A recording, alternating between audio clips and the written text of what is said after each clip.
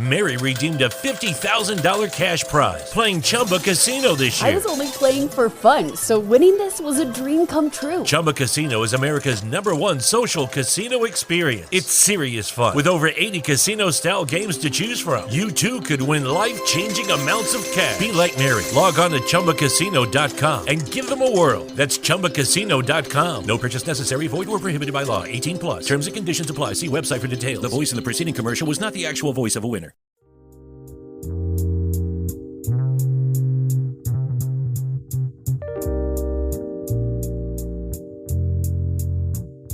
Hello, and welcome to the Proactive Caregiving Podcast. As a CPA with over 20 years as an industry accountant, Jessica stepped away from the corporate world to become a full-time caregiver for her mother. Having learned invaluable lessons along the way, she is now here to share those with you and to invite you to join her on this caregiver's journey. Here is your host, Jessica Cannon. Welcome back, everybody. I wanted to come on today because as a caregiver, and you know how this goes, you have your good days and you have your bad days. You have your happy days, you have your emotional days. And more recently, especially with the state of the world and how things have been going, I don't want to say I am strong enough to get through this because life proves otherwise. I hit that moment of being in need of emotional and spiritual healing. And before I would go through my mental checklist of what have I been eating, what have I been drinking, how is my sleep going? But I just recognized this is something different. This is something else. There was something different in my body. And so I wanted to reach out to a friend of mine, a very dear friend of mine who totally gets this. And I hope when you hear this today, you think about what's going on with your body in your moments of chaos, whatever it may be in your place in the world. So before we go on, I want to introduce my dear friend, Melanie Giles. She is a licensed massage therapist. And Melanie comes from an area of caregiving that she cared for her husband, who was diagnosed with cancer, down to those very last days.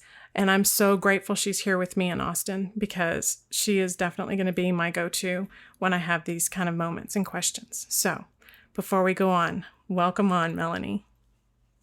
Thank you for having me, Jessica. It's a pleasure. I'm so glad you were able to make it because, like I said, I reached a point in my caregiving journey that the stress, and it's funny because I know from seeing others go through it, I know to recognize it. And I know the phrases, the cortisol hormones that make us, overly stressed. And it's that fight or fight moment. But then it became this change, this shift in my body that I felt like I was stuck in time. Like there wasn't anything I could do to, like even my yoga wasn't as effective in the mornings. My body ached everywhere and I didn't know where this was coming from. And it seemed like I could tell myself, I'm not stressing as much. What's happening? Have you, in your caregiving days, have you experienced moments like that? 100%. I mean, talk about burnout, but it's not just like the burnout of being physically involved, taking care of someone, running their schedule, running their medication schedule, accommodating, a diet to the pertaining illness that you are attending to, but also that you're a human being and you have your own personal needs as well. And you know what? Most of the time, we kind of not put that on the priority list, and we end up having truly like a physical, a mental, and a spiritual burnout. And it comes to a point where we need to stop and we need to actually take care of ourselves, because otherwise, how are we going to take care of our loved ones, right? Exactly. If we're in physical pain, then our mind is not there. And when your mind's not there, it's that slippery slope. The emotional stresses just slip right down. And those days of getting up and doing what you need to do for your loved one gets harder and harder and harder. So I 100%. Yeah. And so when I reached this point and I knew something wasn't right with my body, I started at, like I normally do, go online and start researching stuff. But then I realized, you know what? I think it's that time to just take the mental break, the physical break. And it didn't seem to help me by not continuing with my normal daily routine. It was like I needed more. So when I reached out to you, I wanted to be able to clear whatever was going through me, or what was stuck. Actually, it was quite the opposite. Whatever was stuck and not going through me. So you are absolutely amazing in your body work and your touch healing. I like to call it healing hands, because that's what you did. That's something I wanted to see if you can kind of step me through this healing process and how this stress gets into our body and how do we release it from our body. What kind of techniques are good for that? Well, I guess I would have to kind of like tell my stories along with like technique and the science behind it, so it makes like a little bit more sense. Definitely. But the reason that I'm called in for this work is because I lived through this, and I cared for an ailing husband, and then I lost him, and through grief, and that's another, hit that the body takes. And through going through my journey, it's how I discovered that the body needs to be included as part of your healing and recovery journey. There are so many things out there that we can do, for self-help and self-development and wellness and health. And most of the time, people choose to do more of a talk therapy approach, which is great. Mm-hmm. And I feel like it's very well needed. But in my experience, when things started to fall into place and align is when I incorporated a practice of talk therapy and body work. Right. Because I needed to work through the mind, the intellectual, processing of what just happened, what am I going through, why do I feel like this, is this normal, all those things, the very intellectual mindset of the process. But once I integrated body work and I was able to also kind of like get out of the head and into the body, it's when everything started to make a connection. And that's when my healing then started to truly increase and move forward. So that's exactly why I felt the calling to then redesign my life and refocus and help other people that are suffering, and especially caregivers, because I know firsthand how intense of a work, we're doing. It's a love of work. Mm-hmm. It's a work of love. It's what I'm saying. Right. But it's truly hard on your emotional and spiritual being as well. So with that said, part of our journey is that grief, and grief is trauma. Exactly. Our central nervous system takes a hit, and when we're taking care of other people, basically most of the time, the goal is to be in balance, but most of the time our default is to be in this survival mode because we have to juggle it all, and so to me, grief is an injury of the central nervous system. And the way that I view healing and recovery process is addressing the grief and that trauma as a physical injury. And the reason is because trauma stores in the tissue. Yeah. And no one talks about that. Everybody's like, well, you fracture a bone, or you got, surgery for this or for that. and the body is addressed in a very like scientific way in that sense. But when it comes to emotions, we usually don't pay attention to the body. And yes, trauma stores in the body. That's so and true. what is believed is that whenever we store trauma in our tissue, then what happens is that the brain disconnects from that part of the body to block the experience and to prevent the recall of the traumatic, situation. So how do we usually heal? How could we heal if we're totally disconnected, right?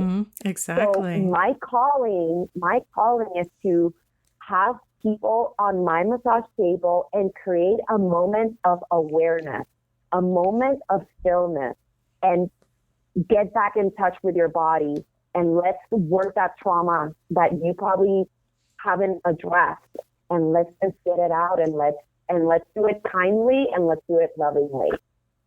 That's beautiful. And that's pretty much what it was, is that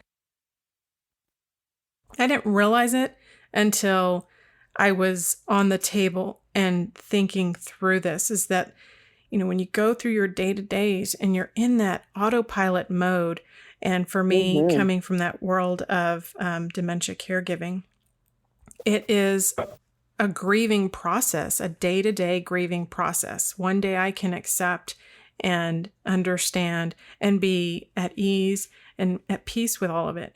And the very next day, or even later in the same day, be just so upset and emotional and distraught over an incident, or even trying to think about how much time is left, all those kind of things. And then before you realize, what I didn't realize, is that I was grieving in a different way, because then you add on the rest of what's going on in the world around you, other instances, and it's just constant bombardment of that grieving process. And the slower you get, the more tired you get, and that's exactly that point that I realized something's not right with my body. I didn't feel connected anymore. I felt so out of it. It was like my normal routines are not working anymore. What's wrong? I'm broken. And I wasn't broken per se.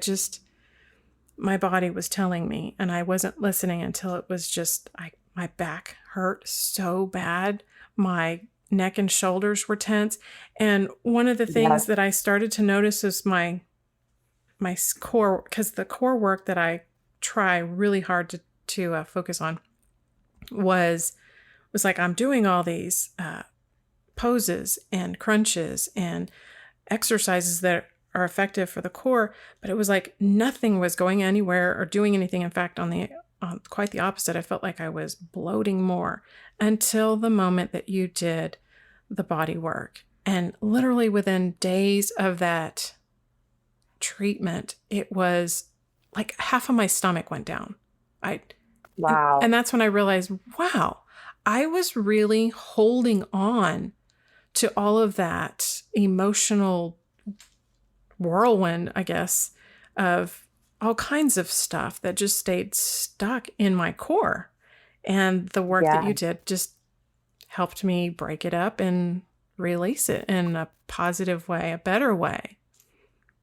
Yes, that makes me so happy. Thank you for sharing that. And, I love that you just brought up like how the global events, like you're tacking on your grief, to the environment, basically. And yes, I have to agree with you 100%.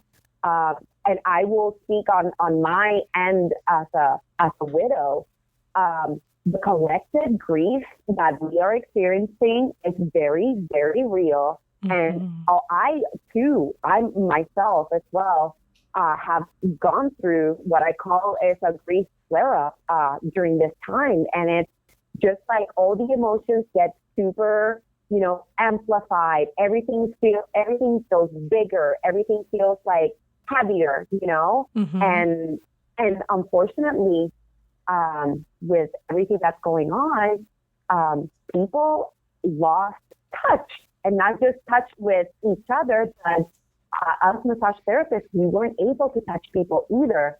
So that even adds on to the to the spiral of this grief that everybody's going through, So the moment that we were able to finally work on people again, to me, it's like finally I am able to help the people, that needed the most, and to know that emotional trauma, and that grief that we're all holding, it's stored in the body.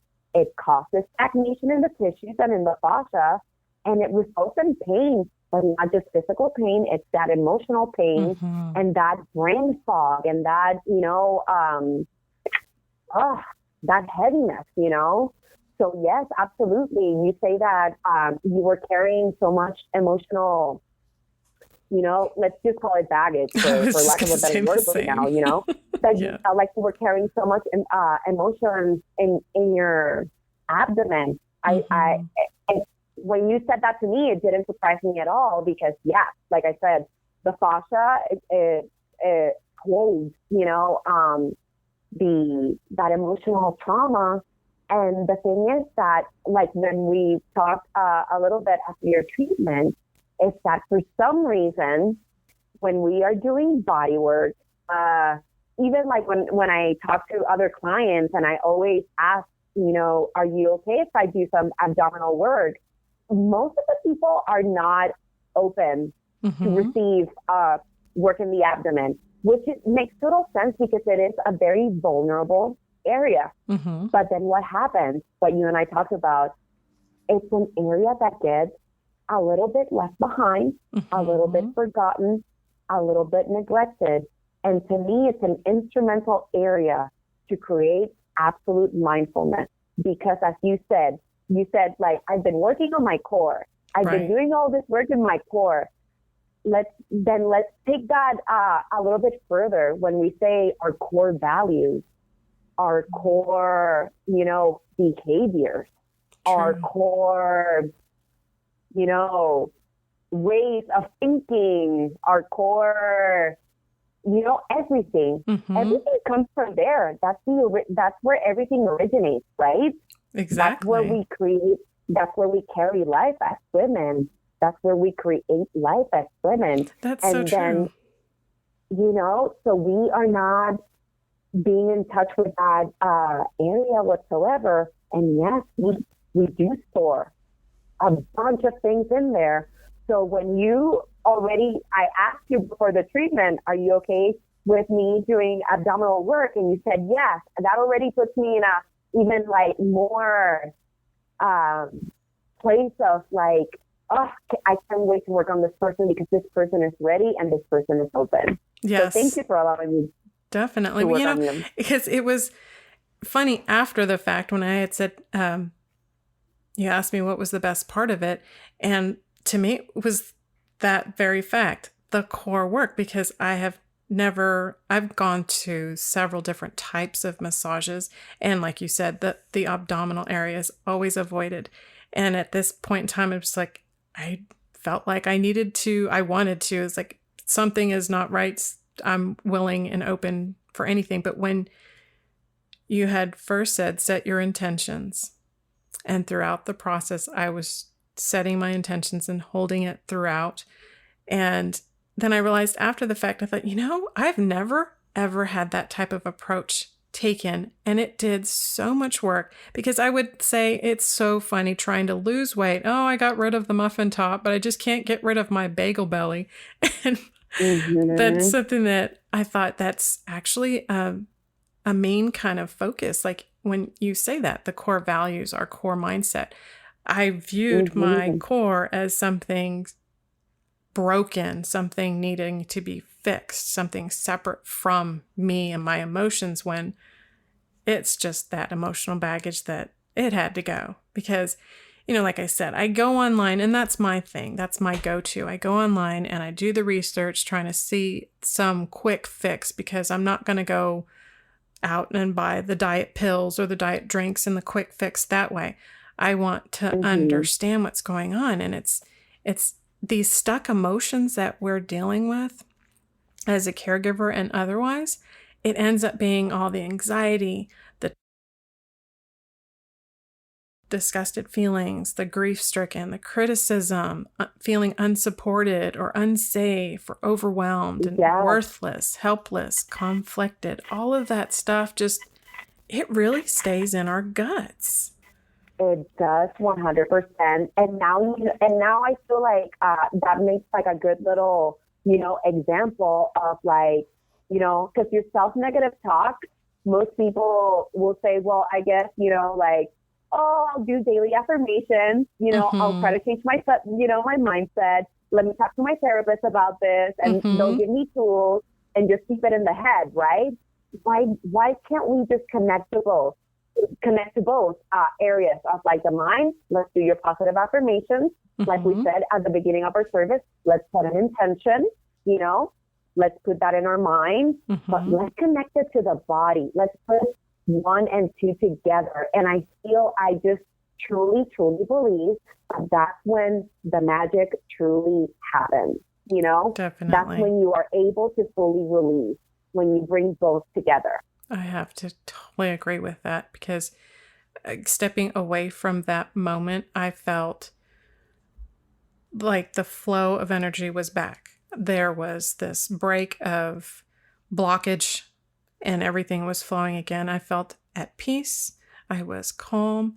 I felt just recentered, like I was going too far right or too far left. And I kept thinking, almost like I was getting upset with myself for allowing my body to get that way. But in our day-to-days, we don't realize that. We go on that autopilot and we just get to this point of functioning. And I knew something was definitely wrong, because normally I would go through the day, and in the evening with dinner, I'd have the glass of red wine, just enough so that I can, and I'm so anal about it, portion control it, I would get, no more than 6 ounces. And I got to the point where I couldn't even drink the wine. And I thought, okay, now I know something needs to be addressed. And that whole mindset of garbage in, garbage out, to me, it was like the body was something that I had to treat as my temple, as my tool. And if I wasn't taking care of my tool, then I can't take care of my loved ones. 100%. 100%. And also, like, I have to say that, obviously, I don't know if you did like research on the treatment that you wanted to, gift yourself, because you ultimately give yourself a beautiful gift. But if you just intuitively ended up choosing the type of treatment that I gave you, which is it's an Ayurvedic massage, the benefits that go along in that line, you already you gave yourself exactly what you needed. The Ayurvedic medicine is an ancient practice that comes from India, and it emphasizes good health and prevention treatments of illnesses through like lifestyle practices and the use of natural remedies and herbs. So if you would be following Ayurvedic practices, you would do your yoga, you would do your meditation, which that's something super normal. That's something people do all the time, Right. You would eat a certain diet, you would do that kind of stuff, but you would also incorporate styles of massages along the way as part of your lifestyle practice, right? And the cool thing about the Ayurvedic massages is that they're designed to calm the nervous system. And if you're calming the nervous system, then you're definitely calming your brain, and your neurotransmitters and the neural waves and all that stuff, Right. So you're definitely addressing that anxiety. You're definitely addressing, your survival mode that you're basically in when you're caregiving for others. And then you're softening the tissue, and you're toning your muscles, and you're strengthening your joints. And as caregivers, talk about superheroes.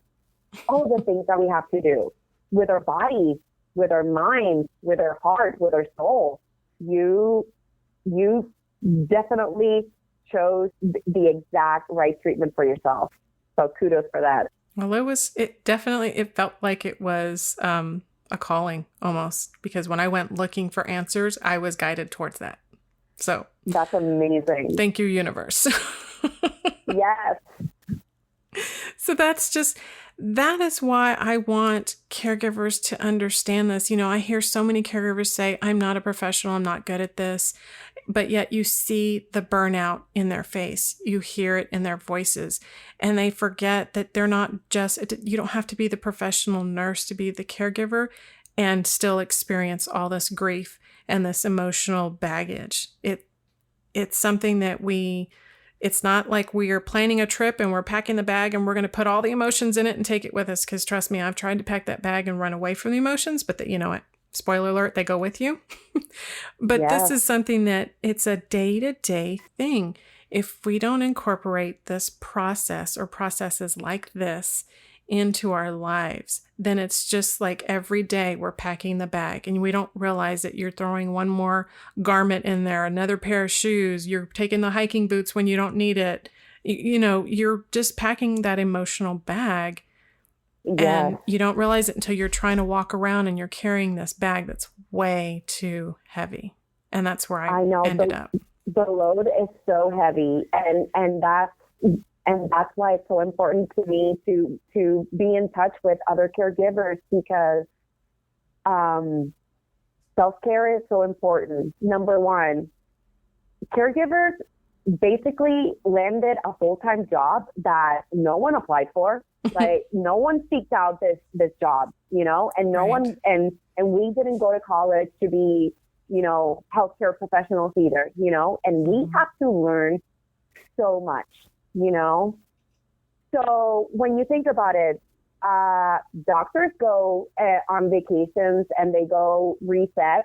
Nurses go on vacation and they go reset. And I'm not talking about like vacations to just like, oh my God, pleasure. No, like everybody needs to reset. And as you said, especially with, if you're caregiving for dementia, loved ones, the process, the grief is ever, going, and it starts since day one. So we need to self-care since day one so we can be the best caregivers for our loved ones, but also so we can be the best for our own selves and the rest of our family. Not just the one person we have to care for, and the rest of the family, That's true. So absolutely, self-care should be up there with in the priority list always. And this is definitely a self-care number one technique. I will absolutely keep this in my mind, and I don't want to wait until I have that bag that's too heavy to carry. I now want to find a way to incorporate it in more of a regular basis. And if I can't, what do you think? And everybody's different. Everybody's caring and who they're caring for and how and when and all that stuff is going to vary. But what do you think we might be able to do as caregivers? Those little tidbits, like on a daily basis. For me, it might be drinking more water and adding more aromatherapy to my day, that kind of thing. And especially because aromatherapy, some of those scents that I smell, things that you were able to use and I smell them, sometimes it's that moment, the scent itself takes me back to that moment. Even if I physically cannot relax and get there, the scent is very calming. So can you think of certain things? Yeah, things like that would help other caregivers. Like as you said, everybody's different, and not everybody has 1 hour that they can, put away for their own, self-care process. But like going back into the core area, and I'm just like very, very pro. Let's get our abdomen and our core in good standing, and not just like doing crunches or whatever. But to me, if you can't just go get a massage, if you can do breath work for 15 minutes, everybody has 15 minutes. If you can just be in silence and do breath work for 15 minutes, put your favorite aromatherapy, put a calming meditation music, and just sit still and breathe. Because this is the other thing when it comes to grief. We're not breathing properly. We are shallow breathing. That's so true. Our lungs are not oxygenated at the best capacity, and that also causes pain in the body. So if you cannot go get a massage, then let's do 15 minutes of breath work. And you can find so many techniques. You can go to YouTube. You can get apps. It's so accessible. 15 minutes of breath work. Let's breathe all the way into our bellies and let's reconnect with our bodies. To me, that's the best thing you can do for yourself. That's amazing that you said that. Just talk about timing, because I realized in those moments of day-to-day, like having those grief moments, I definitely breathe more shallow. Why? Because that emotion is so strong. I feel like if I take in that deep breath, or I give it the moment that it deserves, I'm just going to break down right then and there. And as a caregiver, you can't always do that. You can't just, I try to have those moments, whether it's my time of the shower, morning or evening, I try to have those moments where I can have that grieving moment. And if I need to cry, I cry it out.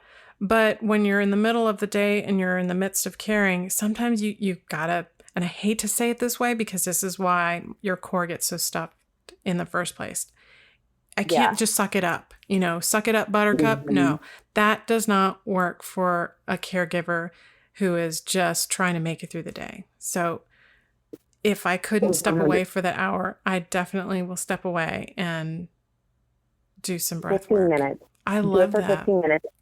Yes. And you know what? I come from the entertainment business background, showbiz, and I didn't realize until it was my turn to become a caregiver that caregivers are the best actors in the world, because we, as you said, we have to put on the strong persona. We have to be the strong person for the person that we love and we're caring for. Right. But at the end of the day, we need to let those emotions out, because as you said, we stop breathing, our body is clenched, and we are just storing all this unprocessed trauma.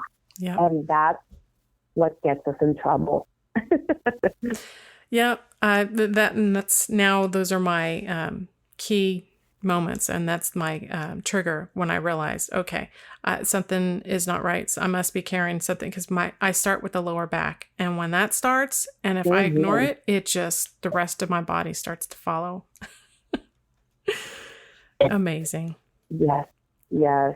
And we don't realize, and we don't treat our bodies as the tool. And I don't even think that's the right way to call it, because I know some people don't understand when I say my body is my temple. I was blessed with this body. I need to take care of it.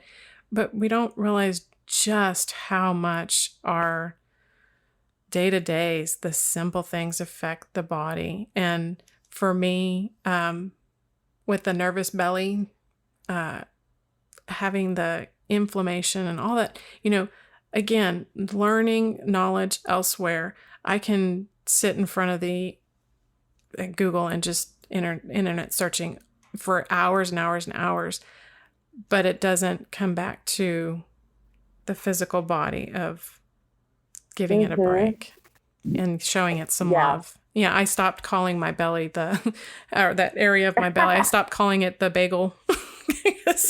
I realized I love my belly. I love my body the way it was.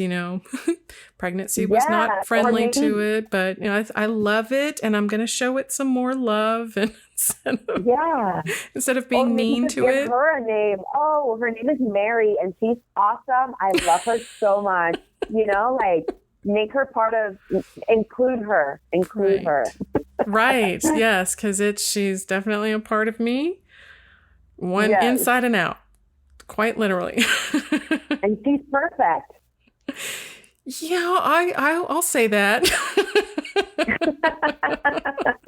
I'll say that, and I'll believe it eventually, but it's right. It's like everything else. It's a process. And now I understand this process includes the tissues of my body, not just, the bones and muscle and, and when so many people ask, what do you do for your workout? I try and change it up every step of the way just so I don't get that muscle memory. But now I'm already thinking when I get back to my yoga tomorrow morning, I'm going to make sure I have that 15 minutes of breath in with it throughout it.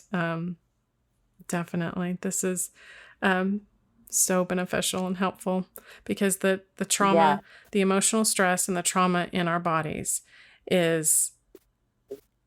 it's lived, whether it was prior to becoming a caregiver or it's because you're dropped in that traumatic scenario. It is real. It is something that needs to be dealt with in delicate ways, but it needs to be dealt with and not just pushed out of our minds. Yes. And we don't have to suffer alone. Support community is always key especially for caregivers, because it can feel so isolating sometimes. So please, please, please do not suffer alone. Right. And that is something that, speaking it up, talk therapy is one thing, but the physical therapy, the body therapy is yet another. And together, you've got nothing but love. It is what I wanted everybody to know and understand. So I appreciate you coming on and taking the time to explain this and remind our caregivers that our body, when you say self-care, that's yourself taking care of yourself. And if you're waiting, like I was at some point in time, if you're waiting for someone to give you permission, let me just say right now, I give you permission. Take care of your body. It's the only one we've got. Do you agree? I agree 100%. Thank you so much for allowing me to talk to other people and hopefully one person can relate. If only one person relates, good. But if we can do more, what a gift. Yeah, I have a feeling a lot more are going to relate to you, Melanie. Thank you so much for coming on and sharing your wisdom with us. Thanks for having me. Great.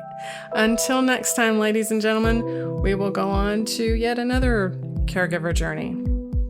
Take care, everyone.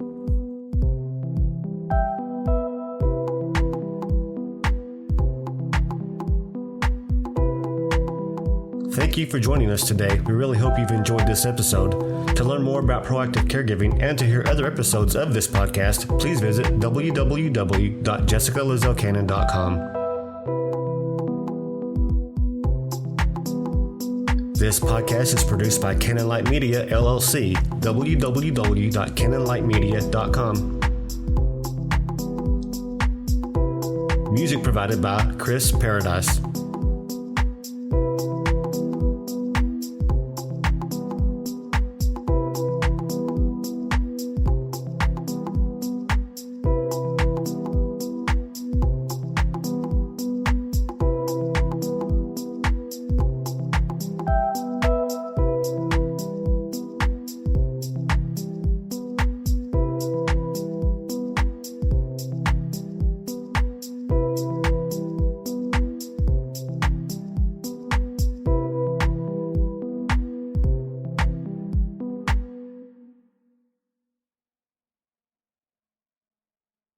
Membership fees apply after free trial. Cancel anytime. Guys, are you trying to stay in 20-year-old shape into your 30s and 40s and finding it, well, impossible? Then you need to listen to this. Beachbody, the company that revolutionized getting ripped at home with P90X and Insanity, has a brand new program just for you called Lift 4. It's part lift, it's part hit, with total body shredding results in just 30 to 40 minutes a day, right at home on the Beachbody On Demand app. That's how you get killer results as an adult. Go to beachbody.com to sign up now, and you can try Live 4 for free. That's beachbody.com.